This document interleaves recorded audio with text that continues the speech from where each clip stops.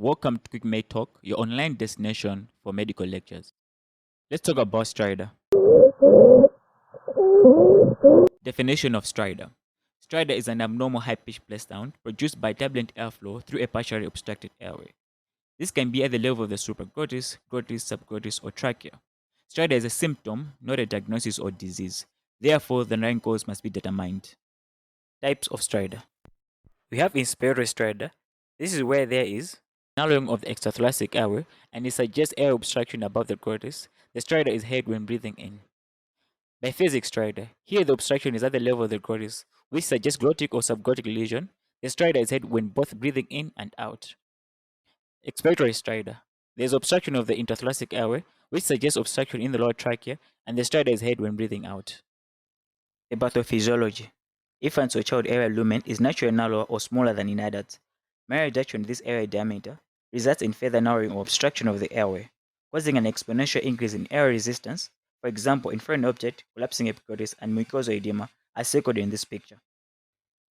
On etiology, there are acquired causes which are febrile, like diphtheria, croup, epiglottitis, bacterial tracheitis, litophalangeal abscess, and tetanus, and others which are febrile, like papillomatosis, injury, foreign body, and laryngoedema.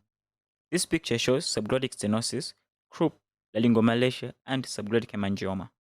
And congenital causes like laryngomalacia, laryngoweb, hemangioma, and vocal cord paralysis, as shown in this picture. On management, we start with history taking. Stridor is a symptom, therefore the cause should be determined. Things to look out for in history: time of onset, mode of onset, is it sudden or gradual? Duration, is it acute or chronic? Relation to feeding, if there is history of aspiration, ingestion of foreign body, as well as history of trauma. On physio examination, it is mostly associated with respiratory distress, and it's important to note the type of the stridor and associated characteristics, like snoring, cyanosis, muffled voice, hoarse voice, and fever. The following picture shows additional clinical features.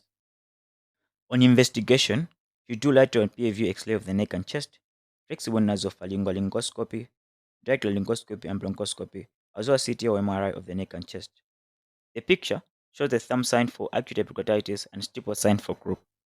On treatment, it is important to establish the diagnosis. Treatment of the exact cause should be done.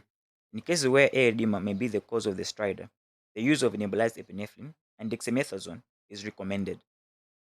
Thank you. Do not forget to like, comment, share, and subscribe.